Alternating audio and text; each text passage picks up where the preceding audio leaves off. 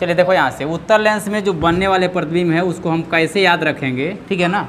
6 गो स्थिति है, तब 5 गो स्थिति इसमें जो है किस तरह से याद हम कर लेंगे। अब बहुत आसान तरीके से, जब वस्तु अनंत पर होती है तो उसका प्रतिबिंब कहाँ बनता है, मुख्य फोकस पे, ठीक है ना। अब एक एक स्टेप आगे बढ़ते जाओ। देखिए अनंत सी एफ लेंस, इधर से अनंत सी एफ लेंस, दोनों तरफ से सेम है, ठीक है ना। तो जब अनंत पर है तो कहाँ बनेगा, एफ पर बनेगा। जब यहाँ से यहाँ आ जाएंगे, एक स्टेप आगे बढ़ेंगे तो ये भी एक स्टेप आगे बढ़ गया, ठीक है। कहाँ बनेगा, एफ और सी के बीच में बनेगा, वास्तविक उल्टा बनेगा, ठीक है, वस्तु से बड़ा बनेगा। जब अनंत पर आता है तो काफ़ी छोटा बनता है, जब यहाँ आएगा तो थोड़ा सा बढ़ जाएगा, यानी थोड़ा सा बड़ा बनेगा। जब उसके बाद यहाँ से यहाँ पर आएंगे, वस्तु को यहाँ रखेंगे तो ये यहाँ से कहाँ चला जाएगा, यहाँ चला जाएगा। क्लियर है, यानी इधर भी सी है इधर भी सी है, मतलब लेवल में आ गया। मतलब प्रतिबिंब का आकार क्या होगा, बराबर होगा, वास्तविक होगा, उल्टा होगा, सी पर ही बनेगा। क्लियर है, वक्रता केंद्र पर ही बनेगा। अब थोड़ा सा और आगे बढ़ते हैं तो ये थोड़ा सा और आगे बढ़ जाएगा, ठीक है। यानी जब सी और एफ के बीच में वस्तु रहेगी तो प्रतिबिंब सी और अनंत के बीच में बनेगा। प्रतिबिंब का आकार थोड़ा सा बड़ा होगा, ठीक है, वास्तविक और उल्टा होगा।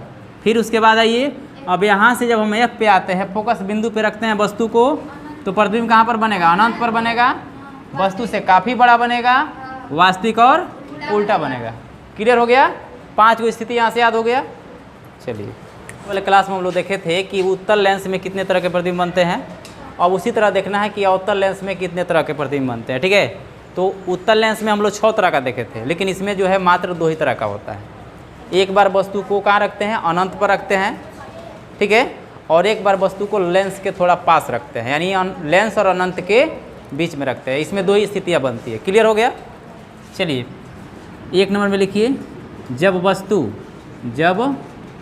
वस्तु अनंत पर हो। अनंत का मतलब कल बताए थे हम, अनंत मतलब बहुत दूर हो, अनंत पर हो, ठीक है। जब वस्तु अनंत पर होगी तो यहाँ देखिए, समझिए पहले, ये आपका उत्तल लेंस अवतल लेंस हो गया, ये आपका हो गया अवतल लेंस। क्लियर है, ये हो गया आपका मुख्य अक्ष, हो गया।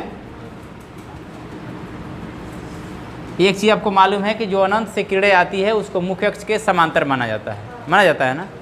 तो जो मुख्य अक्ष के समांतर आएगी किरणें, मान लीजिए किरणें ऐसे आ रही हैं, ये ऐसे आ रही है, ठीक है। तो एक आपका होता है यहाँ पर F1, इधर होता है 2F1, यही लिखते हैं ना। इधर आपका होता है F2, इधर होता है 2F2। 2F का मतलब हो गया वक्रता केंद्र, 2F का मतलब वक्रता केंद्र। अब देखिए, एक किरणें यहाँ से आने के बाद आपको बताया गया है कि अवतल लेंस मतलब अपसारी लेंस, किरणों को क्या करता है, फैला देता है, पसरा देता है, ठीक है ना। तो यहाँ से किरणें जो है फैल जाएगी, पसर जाएगी, ये भागेगी इधर, ठीक है ना, इधर भागेगी, ठीक है। अब इसको यहाँ से थोड़ा मिला लीजिए, और एक किरणें जाएगी इधर, ठीक है ना। ये किरणें फैल के जाती है, लेकिन जब फैलती है तो मालूम होता है कि कहीं दूसरे जगह से आ रही है। वो कहाँ से आ रही है, तो ये जो F है यहाँ से आ रही है, ठीक है।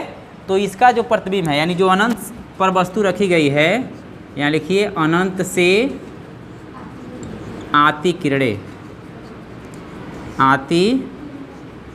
किरणें, जो अनंत से किरणें आएगी वो कहाँ मिलेगी, मुख्य फोकस पर मिलती हुई प्रतीत होती है। यहाँ वास्तव में मिलती नहीं है, यहाँ मिलती हुई प्रतीत होती है। तो अब बताइए कि यहाँ प्रतिबिंब कैसा बनेगा। पहले ही आ गया प्रतीत, आभासी, ठीक है, आभासी बनेगा। आभासी क्या होता है, सीधा होता है, ठीक है, वस्तु से बहुत छोटा बनेगा, क्योंकि वस्तु बहुत दूर है। तो यहाँ पर मुख्य फोकस पर बनेगा, वस्तु से काफ़ी छोटा बनेगा, काल्पनिक बनेगा, सीधा बनेगा। कोई दिक्कत इसमें, बोलिए। चलिए नोट कर लीजिए, प्रतिबिंब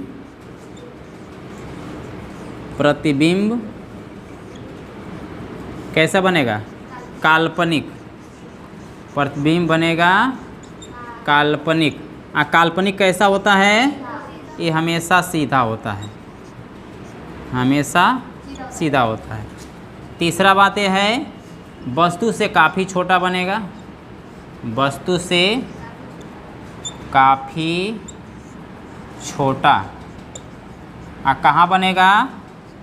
मुख्य फोकस पर बनेगा, मुख्य फोकस पर बनता है। आया समझ में? अवतल लेंस में जब वस्तु अनंत पर होती है, ठीक है, तो उसका प्रतिबिंब कैसा बनता है? काल्पनिक बनता है, सीधा बनता है, वस्तु से काफ़ी छोटा बनता है और मुख्य फोकस पर बनता है, जैसा कि फिगर में दिख रहा है। क्लियर है? जब वस्तु अनंत तथा लेंस के बीच हो, यानी जो वस्तु बहुत दूर थी उसको थोड़ा सा हम लेंस के पास लाएंगे।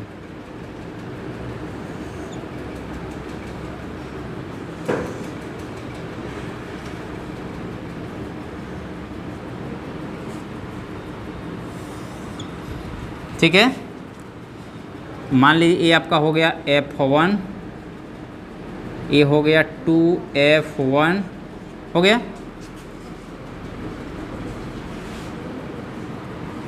इधर आपका F2 हो गया, 2F2 हो गया, ये मुख्य अक्ष हो गया। ठीक है, इसी पे आपको वस्तु रख देना है। मान लीजिए आप वस्तु को यहाँ रख रहे हैं, वस्तु को यहाँ पे रख रहे हैं। क्लियर है? तो आपको मालूम है कि इसमें हम दो किरण खींचते हैं। ये किरण खींचते हैं मुख्य अक्ष के समांतर और ये किरण खींचते हैं प्रकाश केंद्र से होके जाती हुई, यही ना खींचते हैं। तो ये किरण हम जो यहाँ से खींचेंगे, थोड़ा सा और छोटा कर देते हैं, मुख्य अक्ष के समांतर खींचेंगे तो यहाँ आएगा, आ रहा है समांतर। ये जो मुख्य अक्ष के समांतर जा रहा है, आप जानते हैं कि मुख्य फोकस से होकर के आता हुआ प्रतीत होता है। इसको ऐसे मिलाइए और यहाँ से ऐसे निकल जाएगा। ठीक है, ये जो किरण जा रहा है इधर से निकल गया, मालूम होता है कि कहाँ से आ रहा है? F1 से आ रहा है, मुख्य फोकस से आ रहा है। क्लियर है? अब देखिए, ये वो किरण खींचते हैं प्रकाश केंद्र से। ठीक है, और आपको मालूम है कि प्रकाश केंद्र से होके जाने वाली किरणें जो है मुड़ती नहीं है। ठीक है ना? तो एक किरण हम खींचेंगे यहाँ से, ये सीधे निकल जाएगी। एक किरण क्या हो गई? सीधे निकल गई। जो किरण प्रकाश केंद्र से गई वो सीधे निकल गई।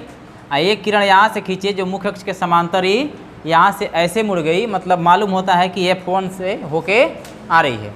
ये किरणें F1 से आ रही है। अब देखिए दोनों यहाँ पे कट रही है, कट रही है ना, तो यहाँ पे प्रतिबिंब आपको दिखाई देगा। ठीक है, ये हो गया A डैश, इसको A मानिएगा, इसको B मानिएगा, A डैश हो गया और ये B डैश हो गया। ठीक है, तो यहाँ देख रहे हैं प्रतिबिंब कैसा बना है? सीधा कि उल्टा बना है? सीधा बना है। सीधा होगा तो श्योर है कि काल्पनिक होगा। क्लियर है? प्रतिबिंब कैसा बना है? सीधा बना है तो काल्पनिक होगा। ठीक है, वस्तु से कैसा बना है? छोटा बना है। क्लियर है ना? और वस्तु के तरफ ही बना है, यानी लेंस में जितना भी काल्पनिक प्रतिबिंब बनता है सब वस्तु के तरफ ही बनता है, चाहे वो अवतल लेंस हो या उत्तल लेंस हो। क्लियर है? अब यहाँ हम लिखेंगे इसको प्रतिबिंब के बारे में। प्रतिबिंब कैसा बना है? प्रतिबिंब पहला बात की काल्पनिक बना है, क्योंकि सीधा है तो काल्पनिक होगा ही, काल्पनिक। उसके बाद सीधा, वस्तु से कैसा बना है? वस्तु से छोटा, वस्तु के तरफ, वस्तु के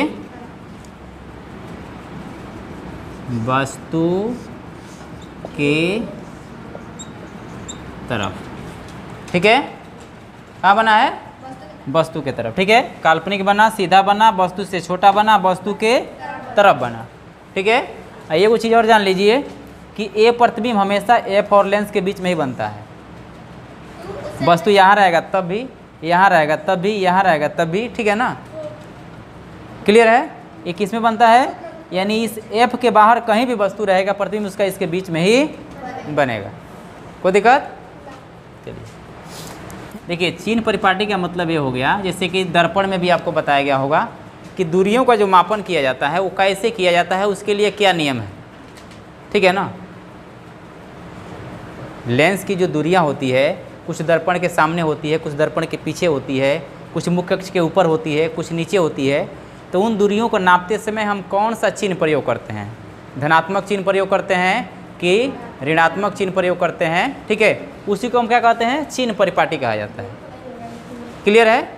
तो जो दर्पण में आपको बताया गया था चिन्ह परिपाटी कि सभी दूरियां दर्पण के ध्रुव से नापी जाती है, ठीक है, उसी तरह इसमें भी है।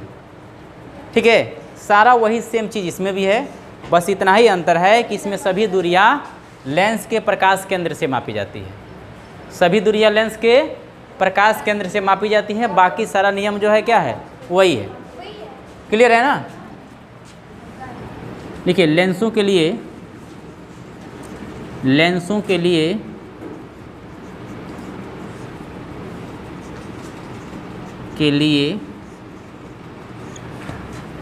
निम्नांकित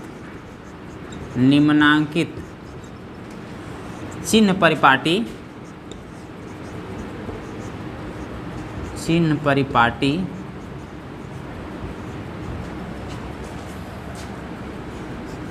का उपयोग किया जाता है।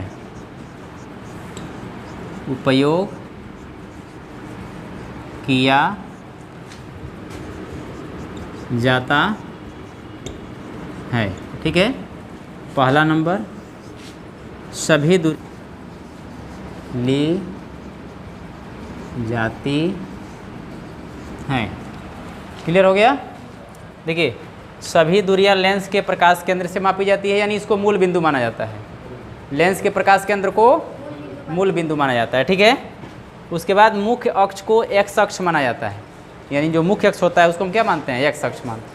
क्लियर है? उसके बाद आपतित किरण की दिशा में मापी गई दूरियां धनात्मक ली जाती है, यानी आपतित किरण जिस दिशा में जाती है उधर की दूरियां हम क्या लेते हैं? धनात्मक लेते हैं। ठीक है, और उसके पीछे वाला, उसके विपरीत जो दूरियां होती है उसे हम क्या लेते हैं? ऋणात्मक लेते हैं। क्लियर है? ऊपर दिशा में मापी गई दूरियां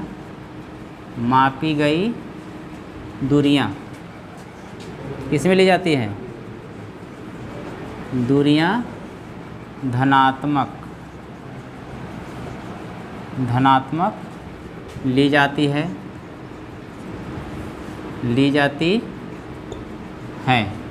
ठीक है, उसके बाद मुख्य अक्ष के नीचे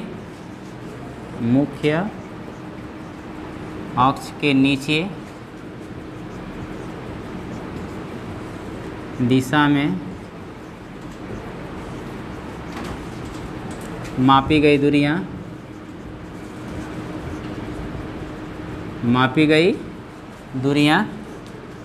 किस में ली जाती है जी? दूरियां ऋणात्मक ली जाती है। ऋणात्मक ली जाती हैं।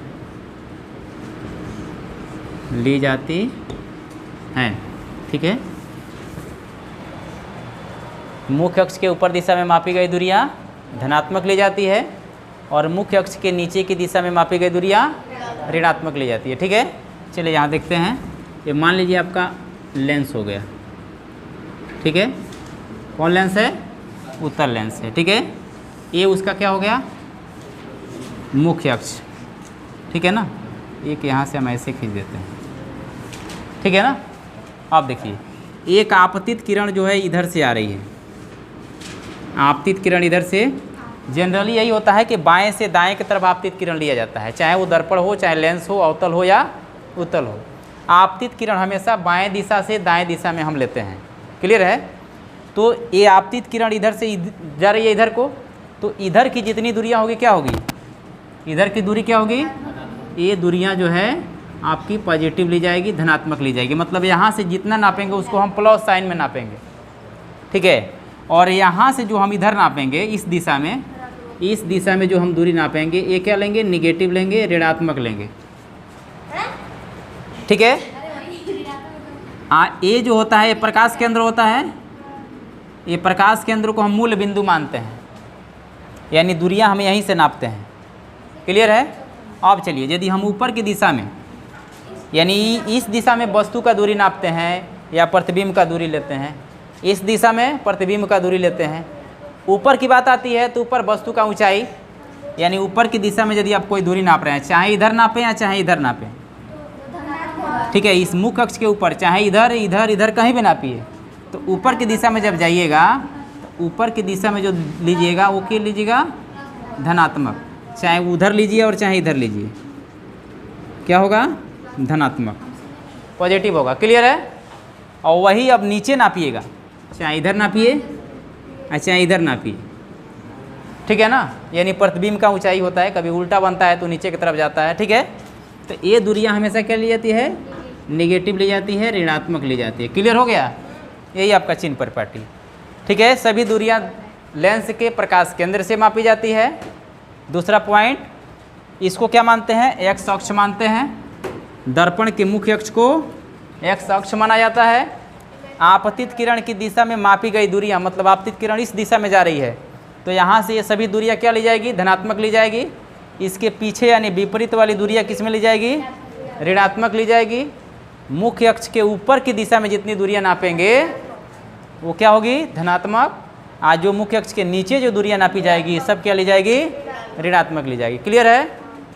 होती है उत्तल वाला धनात्मक होता है, अवतल वाला ऋणात्मक होता है, याद रखिएगा, ठीक है। उत्तल लेंस की फोकस दूरी और वक्रता त्रिज्या दोनों क्या होती है, धनात्मक ली जाती है हमेशा। और अवतल लेंस में फोकस दूरी और वक्रता त्रिज्या हमेशा क्या लेते हैं, ऋणात्मक में लेते हैं। कोई दिक्कत। वस्तु की दूरी, वस्तु की दूरी, वस्तु की दूरी u, प्रतिबिंब की दूरी, प्रतिबिंब की दूरी भी तथा लेंस की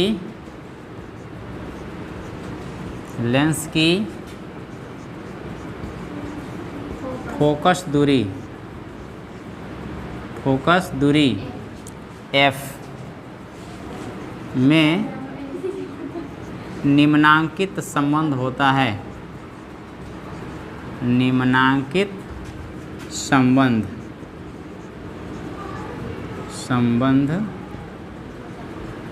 होता है, ठीक है। कौन सा संबंध होता है, 1/v माइनस 1/u बराबर 1/f। दर्पण में प्लस होता है, दर्पण में प्लस होता है, इसमें माइनस होता है, ठीक है। दर्पण से लेंस से वस्तु की दूरी u, प्रतिबिंब का दूरी v और फोकस दूरी f में ये संबंध होता है, ठीक है। इसी संबंध को हम क्या कहते हैं, इसे लेंस सूत्र कहा जाता है, इसे लेंस सूत्र कहा जाता है, लेंस सूत्र कहा जाता है, कहा जाता है। आया समझ में। दर्पण में यहाँ क्या होता है, प्लस होता है, और लेंस में क्या होता है, माइनस होता है, बस इतना ही अंतर है। क्लियर है। तो इसको हम क्या बोलते हैं, लेंस सूत्र कहते हैं। कोई दिक्कत, चलिए ठीक।